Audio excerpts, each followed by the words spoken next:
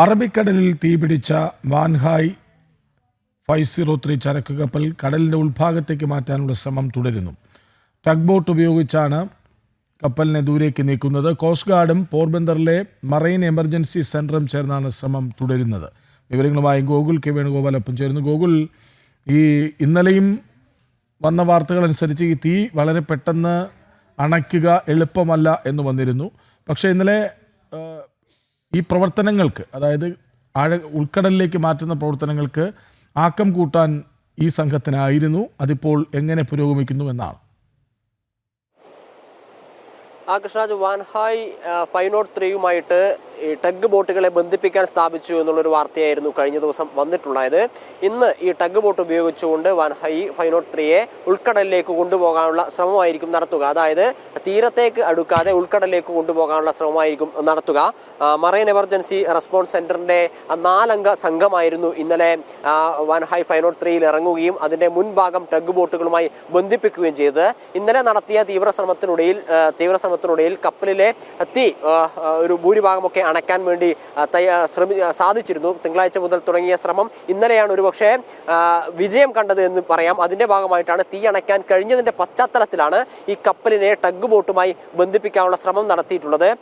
1754 കണ്ടെയ്നറുകളായിരുന്നു ഈ കപ്പലിലുണ്ടായിരുന്നതിൽ. അതിൽ 1083 എണ്ണവും ഡക്കിന്റെ അടിയിലാണ്. മുകൾ ഭാഗത്തുള്ള 674 കണ്ടെയ്നറുകളിൽ 15 മുതൽ 24 വരെ കണ്ടെയ്നറുകളാണ് ഇപ്പോൾ കടലിൽ കൂടി ഒഴുകി നടക്കുന്നത്. ഡോണിയർ വിമാനങ്ങൾ വെച്ചുള്ള നിരീക്ഷണത്തിൽ നിന്ന് 10 മുതൽ 15ഓളം കണ്ടെയ്നറുകൾ ഇങ്ങനെ ഒഴുകി നടക്കുന്നതും കാണുവാൻ വേണ്ടി സാധിച്ചിട്ടുണ്ട്. ഇതിപ്പോൾ ഏതു ഭാഗത്തേക്കായിരിക്കും അടിയുക എന്നതിനെ സംബന്ധിച്ച ഒരാശങ്കയാണ് നിലവിലുള്ളത്. നേരത്തെ ഒരു 15% ഈ കപ്പൽ ചെരിഞ്ഞു എന്ന ഒരു വിവരം പുറത്തു വന്നിരുന്നു. മിനിയാന്നായിരുന്നു അത്തരത്തിലൊരു വിവരം പുറത്തു വന്നിരുന്നത്. ഇന്നലെ കപ്പൽ കൂടുതലായി ചെരിഞ്ഞിട്ടില്ല എന്ന ഒരു വാർത്തയാണ് പുറത്തു വന്നിട്ടുള്ളത്. അതിനാൽ തന്നെ ആ കപ്പൽ തിരിച്ചെടുക്കാൻ ആവശ്യമായ നടപടിയിലേക്ക് കടക്കാനാകുമെന്ന് തന്നെയാണ് പ്രതീക്ഷ. ഇന്നലെ എന്തായാലും ഈ ടഗ് ബോട്ടുമായിട്ട് ഈ കപ്പലിനെ ബന്ധിപ്പിക്കാൻ സാധിച്ചത് ശുഭസൂചന തന്നെയാണ്. ഈ കേരള തീരത്തേക്കോ അല്ലെങ്കിൽ മറ്റ് തീരദേശത്തേക്ക് അടുക്കാതെ തന്നെ അതിനെ ഉൾക്കടലിലേക്ക് കൊണ്ടുപോകാനുള്ള ശ്രമം നടക്കുന്നു. അതിൽ വിജയിക്കാൻ സാധിക്കുമെന്നുള്ളൊരു പ്രതീക്ഷയാണ് നാവികസേനയും കോസ്റ്റ് ഗാർഡ് ഉൾപ്പെടെയുള്ള സംവിധാനങ്ങൾ പങ്കുവെക്കുന്നത്. അതെന്തായാലും പ്രതീക്ഷ നൽകുന്ന ഒരു കാര്യമാണ്. അതോടൊപ്പം തന്നെ കൂടുതൽ കണ്ടെയ്നറുകൾ പതിച്ചിട്ടില്ല എന്നുള്ളതും ശുഭപ്രതീക്ഷ നൽകുന്നു. 24 കണ്ടെയ്നറുകളാണ് കടലിൽ വീണത്. ഇതിൽ എന്തൊക്കെയാണ് ഉള്ളത് എന്നതിനെ സംബന്ധിച്ച വിവരവും വ്യക്തമല്ല. ഈ കടലിൽ 15ഓളം കണ്ടെയ്നറുകൾ പൊങ്ങി നടക്കുന്നതായിട്ട് കാണാൻ വേണ്ടി സാധിക്കും. അത് തെക്കു ഭാഗത്തേക്ക് സഞ്ചരിക്കാനാണ് സാധ്യത എന്ന് പറയുന്നു. അതേസമയം ഇപ്പോൾ പെയ്യുന്ന ഒരു കാലാവസ്ഥ പ്രതിസന്ധിയുണ്ട്. ഉൾക്കടലിൽ ഉൾപ്പെടെ മഴ പെയ്യാനുള്ള സാധ്യതയുണ്ട് എന്ന് പറയുന്നു. അത് ഏത് രീതിയിലായിരിക്കും ഇതിന്റെ ദൗത്യത്തെ സ്വാധീനിക്കുക എന്ന് പറയാൻ വേണ്ടി സാധിക്കില്ല.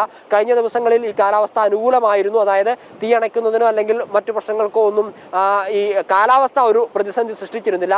ഇന്നിപ്പോൾ ആവുകയാണെങ്കിൽ ഏത് രീതിയിലായിരിക്കും മുന്നോട്ടേക്ക് പോവുക എന്ന് പറയാൻ സാധിക്കില്ല. പക്ഷേ കഴിഞ്ഞ ദിവസം രാത്രിയും ഇന്ന് രാവിലെയുമായിട്ട് വരുന്ന വിവരങ്ങൾ പ്രകാരം ഉൾക്കടലിലേക്ക് നീക്കാനുള്ള ശ്രമം തന്നെയാണ് നടത്തുന്നത്. അത് വിജയത്തിലേക്ക് എത്തും എന്ന് തന്നെയാണ് പ്രതീക്ഷ. അതോടൊപ്പം തന്നെ ഈ കടലിൽ പതിച്ചിട്ടുള്ള കണ്ടെയ്നറുകൾ അത് ഡോണിയർ വിമാനങ്ങൾ ഉപയോഗിച്ചുകൊണ്ട് നിരീക്ഷിച്ചു കൊണ്ടിരിക്കുകയാണ്. ഏത് ഭാഗത്തേക്കായിരിക്കും പോവുക, ഏത് തീരത്തേക്കായിരിക്കും അടിയുക എന്നതിനെ സംബന്ധിച്ച നിരീക്ഷണവും ഇപ്പോൾ നടത്തുന്നുണ്ട്. കൃഷ്ണരാജ്, ഗോകുൽ, ഇതിപ്പോൾ ഈ വായുവും വെള്ളവും മലിനമാകുന്നു എന്ന റിപ്പോർട്ടുകൾ കഴിഞ്ഞ ദിവസം വന്നിരുന്നു. ക്ഷമിക്കണം.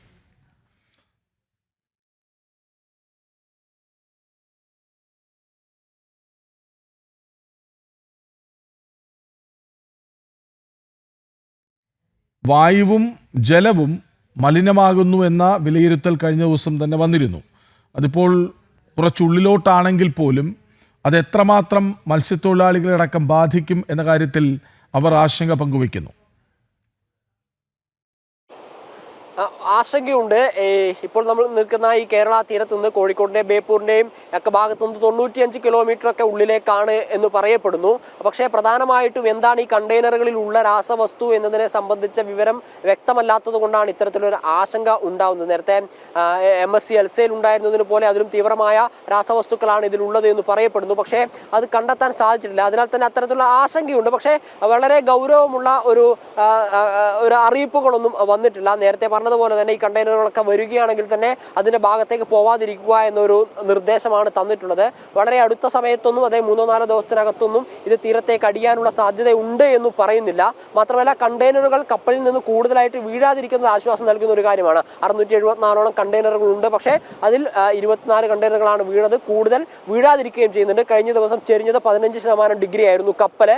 ആ മിനിയാന്ന് 15%ഓളം ഡിഗ്രി ചെരിഞ്ഞിട്ടുണ്ട്. കൂടുതൽ ചെരിയാതിരിക്കുന്നത് ഇന്നലെയോ അല്ലെങ്കിൽ ഇന്ന് രാവിലെയോ ആയിട്ടൊന്നും കൂടുതൽ ചെരിഞ്ഞിട്ടില്ല. ഇങ്ങനെ ചെരിയാതിരിക്കുന്നത് മൂലം എന്തായാലും അത് ഗുണമാകുമെന്നാണ് കരുതുന്നത്. കാരണം കൂടുതൽ കപ്പലുകൾ കൂടുതൽ കണ്ടെയ്നറുകൾ കടലിലേക്ക് വീഴാതിരിക്കാനുള്ള ഒരു സാഹചര്യമാണ് നിലവിലുള്ളത് എന്ന് മനസ്സിലാക്കുന്നു. പ്രധാനമായിട്ടും ഇതിനെ ഉൾക്കടലിൽ, അതായത് തീരദേശത്ത് നിന്ന് ഉൾക്കടലിലേക്ക് കൊണ്ടുപോകാനുള്ള ശ്രമം തന്നെയാണ് നടത്തുന്നത്. അതായത് തീരത്തേക്ക് അടുക്കാതിരിക്കുക, കടലിന്റെ ഉൾഭാഗത്തേക്ക് കൊണ്ടുപോകുക, എന്തെങ്കിലുമൊക്കെയുള്ള അനിഷ്ട സംഭവങ്ങൾ ഉണ്ടാവുകയാണെങ്കിൽ അതിന്റെ ആഘാതം കുറയ്ക്കുക എന്ന ഉദ്ദേശത്തോടു കൂടിയിട്ടാണ് ഇത്തരത്തിലൊരു ശ്രമം നടത്തുന്നത്. കോസ്റ്റ് ഗാർഡും സംയുക്ത സേനാ സംഘങ്ങളും ഒക്കെ ഈ ദൗത്യത്തിന്റെ ഭാഗമാകുന്നുണ്ട്. കൃഷ്ണരാജ്.